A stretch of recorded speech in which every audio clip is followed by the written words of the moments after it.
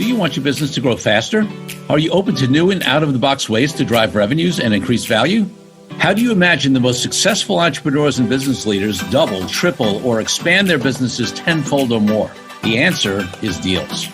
This is a weekly podcast featuring conversations with business owners, executives, and leaders as we reveal behind-the-scenes details that give you, our listeners, the confidence to pursue your own deal-driven growth. On the show, we discuss a huge variety of deals, everything from large, complex mergers and acquisitions to smaller deals that you can do even without significant capital.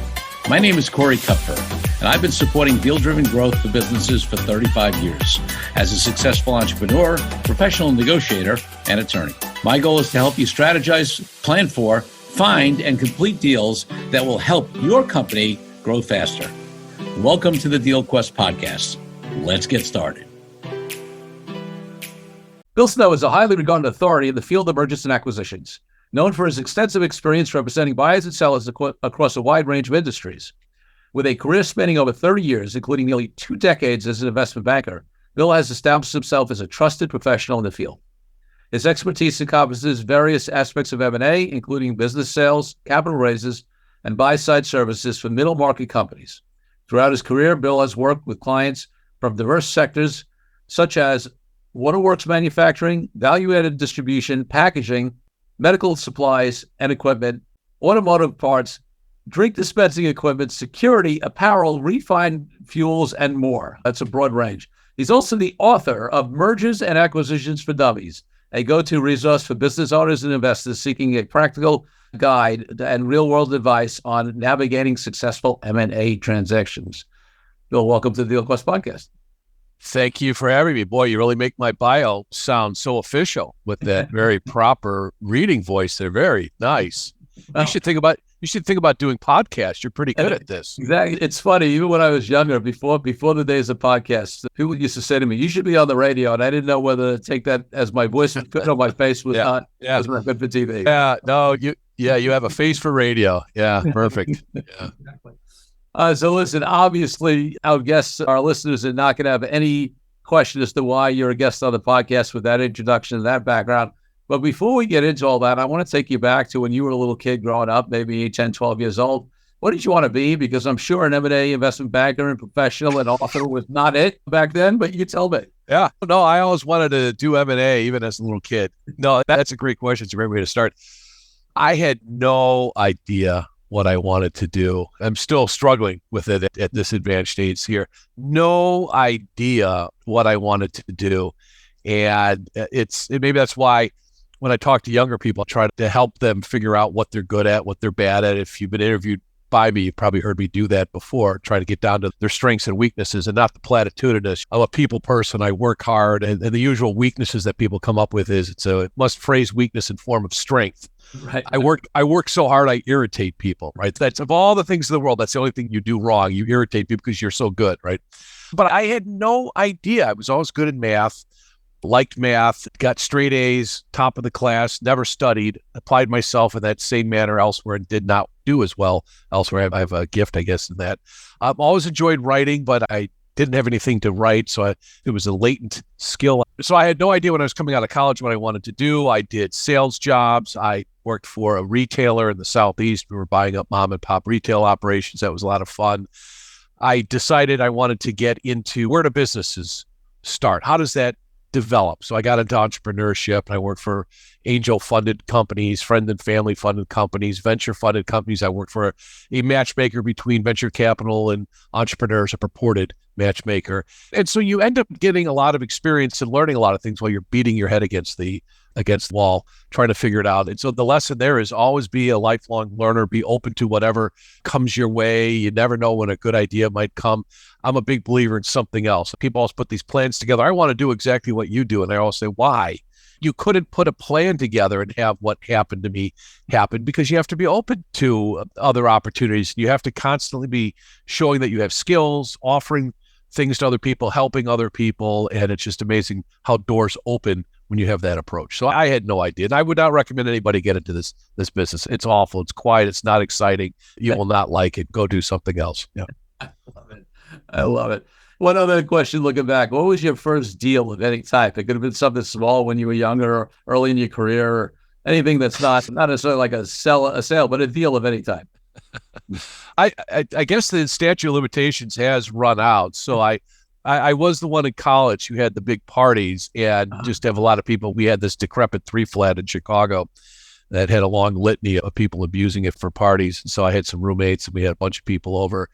And I thought, why did I get money from these other 3 knuckleheads? And I did all the work anyway. Now I'm having to split the profits. So we had more parties and I just would buy all the beer and set up everything and just make them move all their furniture away someplace else so we could have a lot. So that was the first. So that was pretty good. And I would clear maybe $1,000, which is real money back in the 80s for having some big free-for-all party. So I guess that was the first little entrepreneurial flair, but that was just to have fun as college kids. I love it. You and I have a little parallel there because I was in college in the late 70s into the 80s. And the way it worked at Stony Brook University back then, because back then the drinking age was 18, not 21. So most of us could drink, even though I started college at 17. And the beer distributor out at Stony, out in that area, the main one didn't want to deal with 100 students. So they had one representative on each side of campus who, if you wanted beer cans delivered to the campus, which there were many, you had to go through one guy. My last 2 years in college, I was the guy on my half of the campus. Oh, nice. And I got everything at a wholesale price from Claro's distributors, and I could sell it for whatever I wanted. And of course, I was the beer guy. So I got it to everybody free. I had all the beer paraphernalia, the signs, the lights, all that stuff that people loved, the dorm rooms in college. So it was a good financial gig, and also definitely was a popular guy and had access to everybody. Yeah, you had all the accoutrement, all the pictures and posters. We didn't have any of that kind of stuff. We were bare bones. That cuts into the profit. So you had someone else ponying up all that kind of stuff too. So that's pretty smart. No, it was just bare bones. $3, all you could drink until somebody had a fight that I kicked everybody out. And yeah, it was a lot of fun in those days. Love it. There we go. All right. So listen, obviously your bio gave a pretty clear picture of the high level of what you do, but let's talk a little bit more. It seemed like there was such a diversity of industries that you've done deals in. And is it also diverse geographically? What about deal size? All that kind of stuff. Sure. Yeah, I would completely dispute you on that. I have a very specific industry that I've been going after. It's one of each is what I've been working for a guy, obviously the drinking age at 18, where you come from, obviously has impaired you. You didn't figure that out. Then clearly this was an industry. No, and I've at times tried to focus on different things. I worked for smaller firms and it's catch can, and everybody's focused on having that industry experience. And there's certainly nothing wrong with it. It could be very helpful, but the industry of experience that an investment banker needs is the industry of M&A, industry of selling a business, because the selling a marketing company, selling a HVAC distribution company, guess what? The process is the same. The materials look the same. Maybe the balance sheet looks a little different. The buyer's list is going to be different, of course, things like that. Yeah. But it's going to take about the same time. The contracts are all the same. Yeah, the numbers are different and some little details here and there are different, but you want to understand how to sell a business. You want to understand how to negotiate. And also some of the smaller firms, when you start focusing, here's the silo that I'm going to be in, then get these other deals. Well, he only does such, and we're an entirely different type of business. It's kind of helpful as well, because getting a chance to write a For Dummies book and some of the other speaking that I've done and some other things, I know a lot of people and I stay in touch with them with some emails, very creative emails. And that tends to churn up other opportunities. Again, it's the something else. I don't know what's going to come up, but there's other opportunities. And I'm sure I'm in Chicago, so a lot of stuff is here, not surprisingly, but I've had clients from coast to coast, and I've recently moved to a new firm, a larger firm, and we've got more bankers as well, which is nice to have a very robust team. And so if there's other opportunities that come up that might not line up with my experience, I've got other team members now that I can bring in and they can work on the deal too. So that's part of the reason why I wanted to make a change most recently. Oh, that's great. And you bio said middle market, and different people define that differently. So give us the range, the sweet spot, and the range of the deals, the sizes that you did. In a firm I used to be at, we were not allowed to say lower middle market, really, because it was middle market. Everybody has their own definition. So we define that middle market, lower middle market, whatever you want to call it, 10 million to 300 million in revenue. I would say probably you want 20 million now. It's getting difficult to place some of these smaller transactions. I hate to say, we used to want a minimum of $1 million of EBITDA of earnings, basically, and those are difficult. So we'd like to see at least $2 million in earnings. You can always make exceptions, of course, but you want to have more meat on the bone. It's just really difficult to place some of these smaller transactions. It's a shame because they can be good companies, but it's just difficult to find buyers willing to dip into a smaller company. So give us what was your most interesting and a really interesting deal experience? All of them. I've had a client, he was a great guy. It turned out he was a vampire, and he would stay up all night, lived in the same building where the office was. He was trying to sell the business, and it was a nice business. It just had run it aground, which was a shame. He was a great guy. But I knew we were in trouble when I set up a meeting with a potential buyer. We never got the deal done. And it was 9:00 in the morning, and he said that was too early. His commute was taking an elevator, I think 6 floors down. And he would just stay up all night. And it was on the computer he had operations overseas, over at the Far East, just staying up all night doing that. So he was a vampire. So that made it rather challenging. He was a good guy, though. It's a shame we never got a deal done. That raises a broader interesting point, which is that a lot of times people who are not in the deal space think it's all about whether it's crunching numbers or whether it's negotiating or whether it's structuring. But especially when you're talking about low middle market, and listen, even it's not immune even at the biggest size deals, you're dealing with people, personalities, mindsets, limitations, egos. So talk to us a little bit about that aspect of it, because I've heard other folks who in this industry, I think lawyers said, like a lot of professionals say, that we're untrained psychologists as well. It's a big part, understanding who you work with, and everybody's different, and everybody has different hot buttons and things that upset them or things that they're focused on or worried about, different personalities. And so you have to figure that out as well. And frankly, that gives investment bankers, intermediaries, whatever you want to call us, a silly term. We do nothing with investments and we're not a bank, but we call ourselves investment bankers. But it gives us an opportunity because we get to play the role of the buffer. And I have had transactions where owner, great person, great guy, hot-headed, and he'd tell you he's hot-headed and he would lose his temper all the time.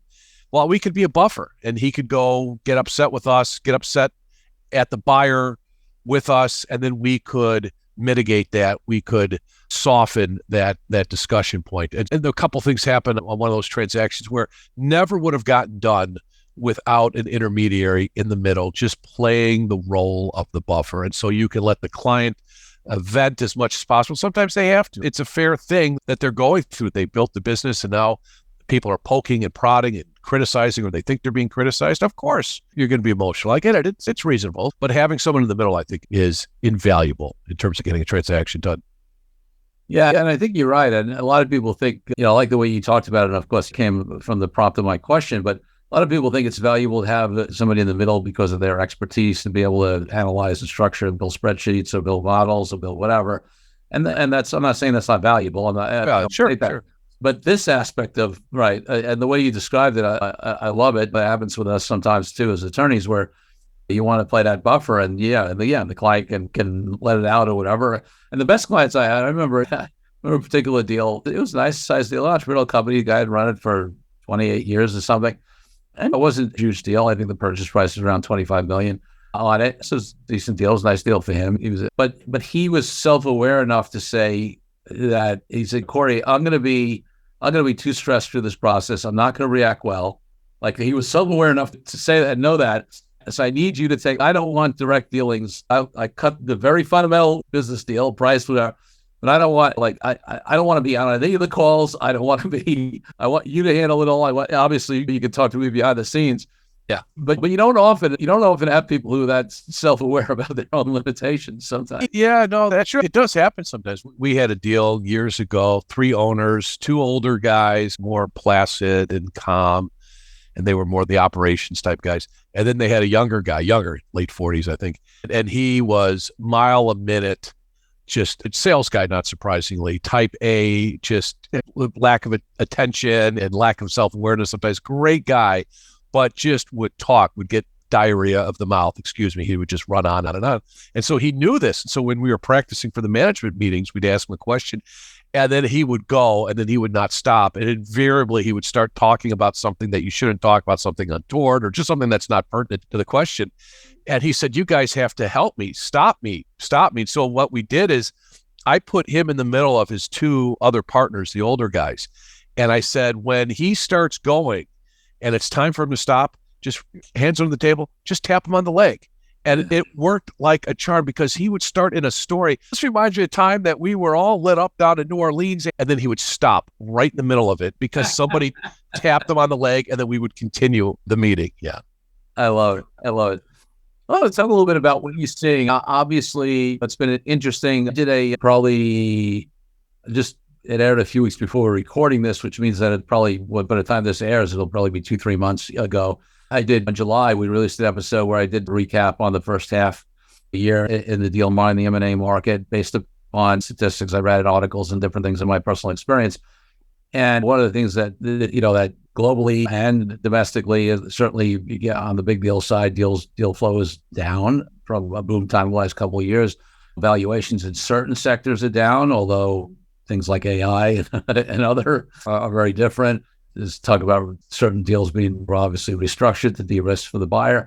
What are you seeing? Because I think it's useful, and it's the reason I do it, to report on these sort of macro sort of numbers. But of course, deal making, like they say, real estate's local. Deal making is somewhat, depending upon deal size, industry, geography, whatever, you could have totally different experience than what's happening at the macro level. So what are you seeing in some of your sectors in terms of how things are trending?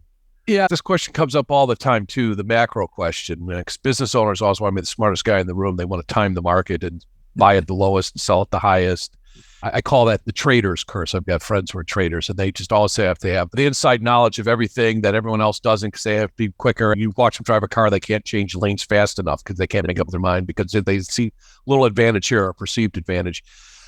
The mistake that business owners will make is looking at using the terms like deal flow. Okay, which is a term that I actually don't like. To me, it sounds like you've got a wound. Can somebody give me some gauze? This deal on my leg is flowing again. It's making a mess. It sounds passive, as if it's just something that happens like the rain or cold weather or whatever. M&A is microeconomic. It's not macro. Oh, yeah, the macro, certainly things in the economy can impact it, right? Interest rates have gone up. The cost of capital has gone up. That tends to put downward pressure on price. I've been forecasting that. A lot of other people have too. That's just basic economics 101.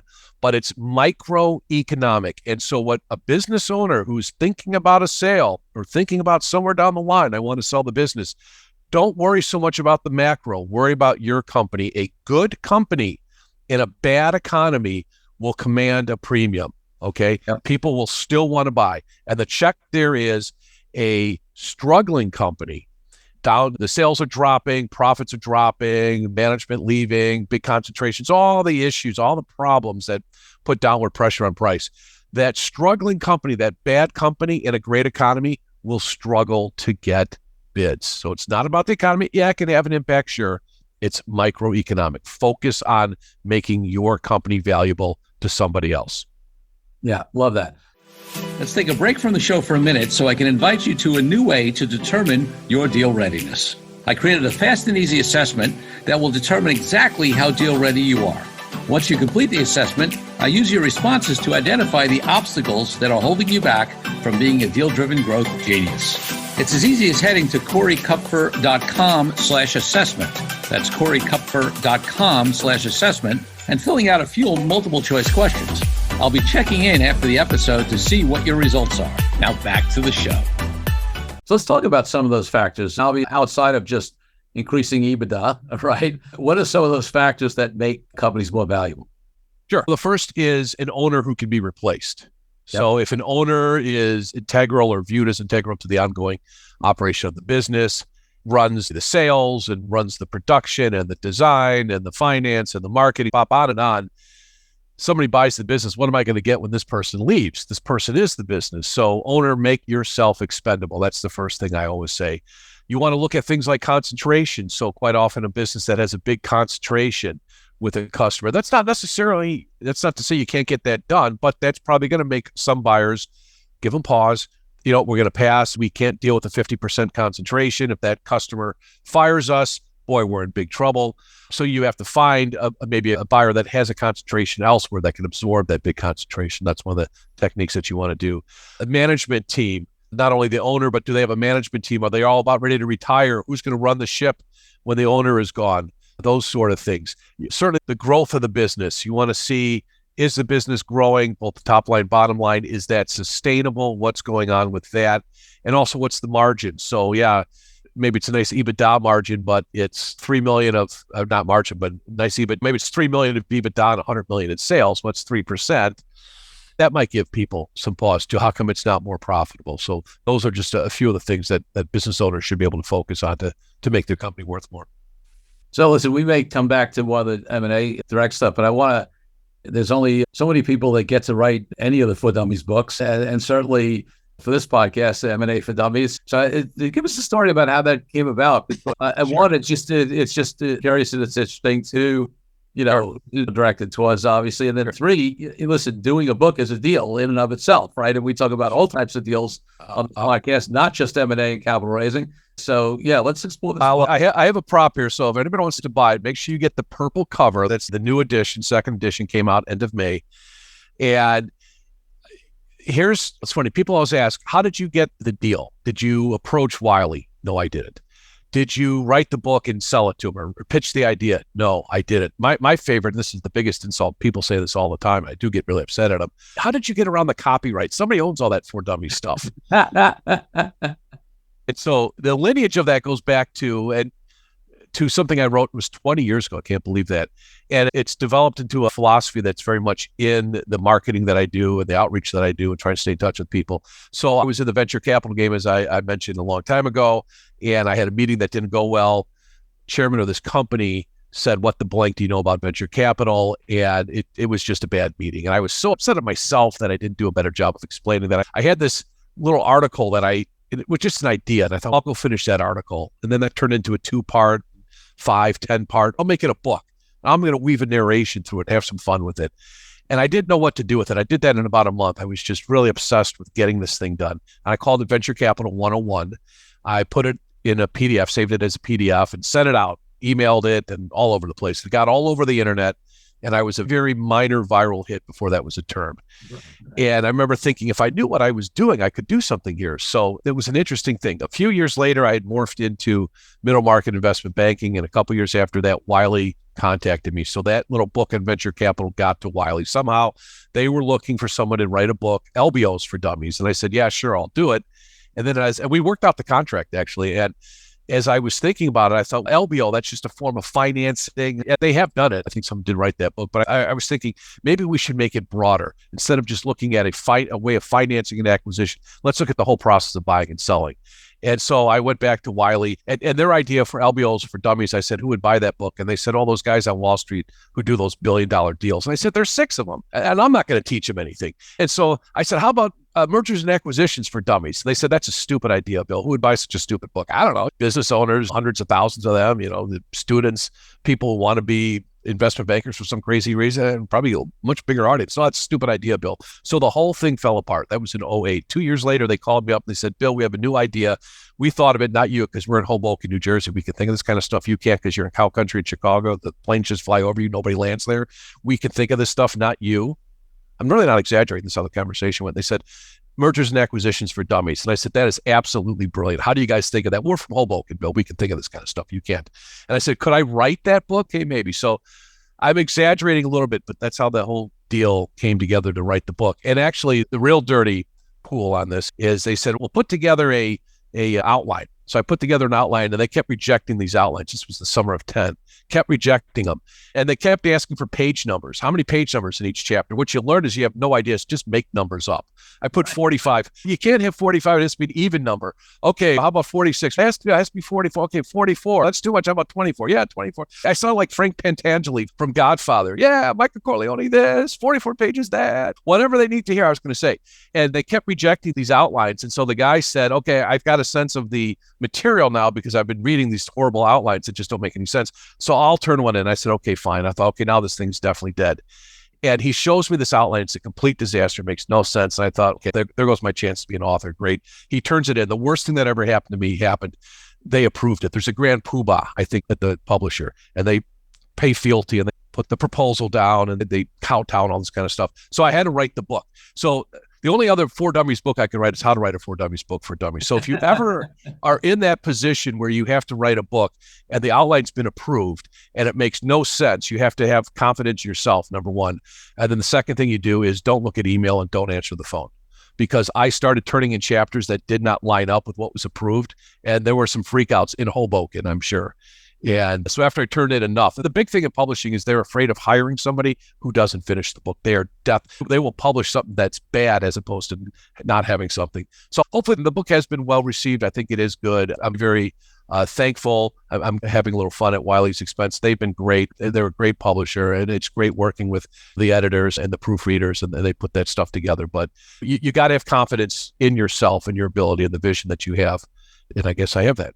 That's great. And listen, we'll stick on the book thing just for a little longer, because I often get questions about, everybody says they want to write a book, right? Pretty much. Yeah. I remember it was actually a pretty sort of small touching moment for me. So I've got one of my clients and friends is David Bach, who's written 10 New York Times bestsellers, Automatic Millionaire, Smart Women Finish Rich, et cetera, et cetera. The Latte Fact was his latest one. So super successful author and guy in general and whatever. And I told him I was going to write a book, and I went to dinner with him, and I wanted to get some advice. And then I thought nothing of it. He was very generous with his time. And I wrote my authentic negotiating book, and I got it published. And I sent him a copy. He blurbed it for me, and I sent him a copy. And he sent me a video, which he was so excited. He said, "Congratulations, I'm so proud of you. It's so great." And which was nice of him, but it was really and what he said, you could not imagine how many people tell me they're going to write a book, and none of them do it. It's not even like it's 30% or 20%, 10%. It's like none of them do it.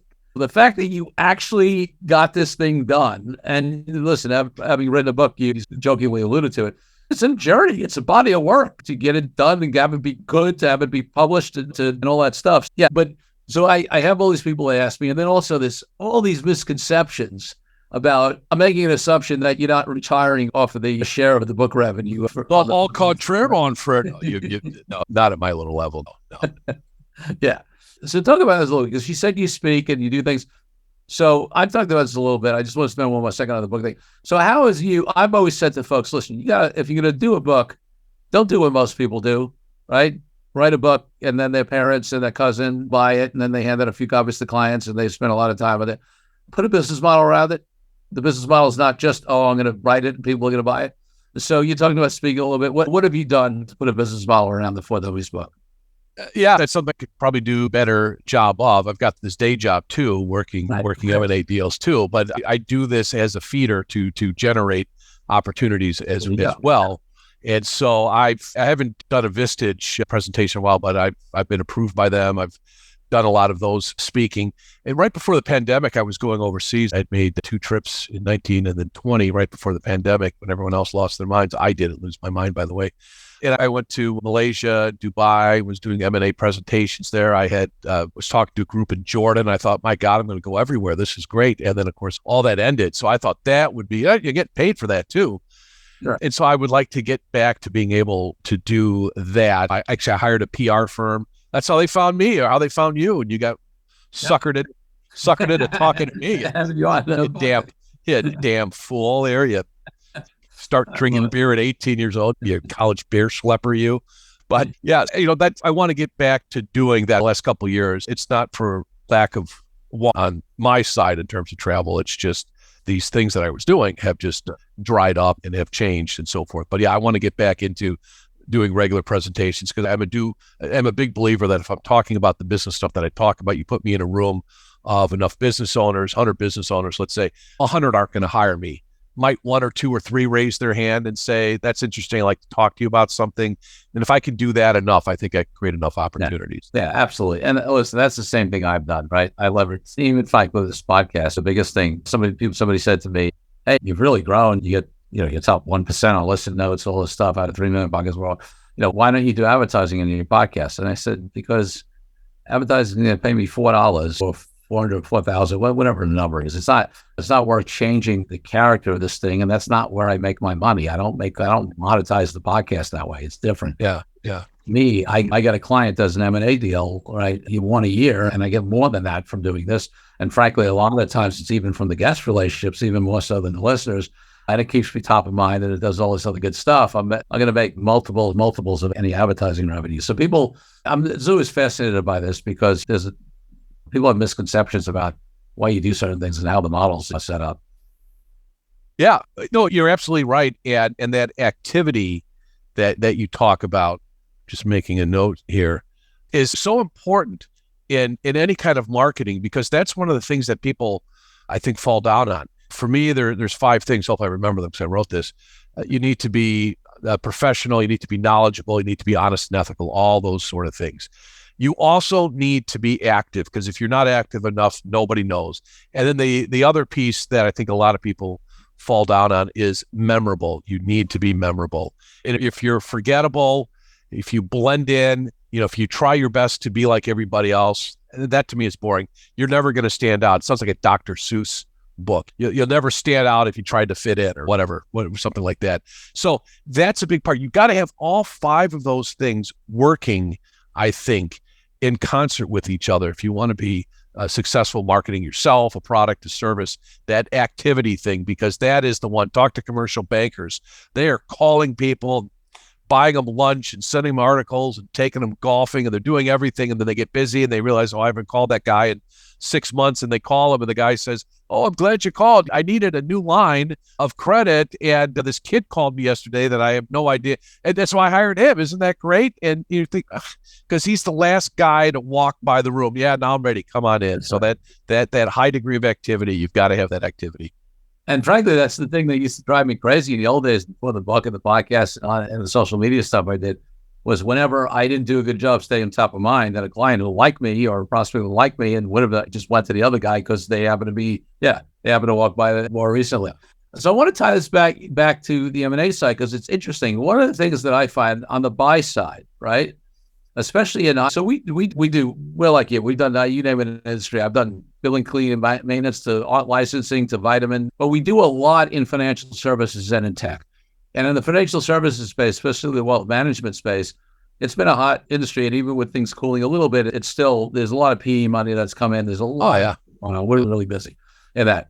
And I have clients who say, I want to start acquiring, right? I want to start buying, and they're not PE back, right? So first of all, they've got to figure out how they compete or not compete, differentiate really from the PE back big money buyers. But also this conversation that we're having on how you differentiate yourself as an individual, as a professional, applies in the M&A field as well, especially in a hot market. I always say to them, listen, there are going to be a lot of buyers out there. What is your differentiating factor that would have somebody want to sell to you? And listen, obviously a differentiating factor on the sell side, if you're the seller, also affects valuation. Yeah, you want to talk about anything you think about around that, or some experience? Sure. What I would get the younger guys at the firm to say when I was at another firm, when we're selling something and a buyer says, what's so special about the company? And I would say, it's a company and it's for sale. That's what's special. Okay. Because the inverse of that, the flip of that, is trying to make acquisitions, as you probably know, is very difficult. Acquisition work, that's why I'm not picking any of this deal flow comment that you had out there, but it makes it just sound like it goes on. It goes up, it goes down. Okay. But making acquisitions, you've got 2 sides. You've got selling businesses, you've got buying businesses. Those are 2 different things. They're related, of course, but they're different.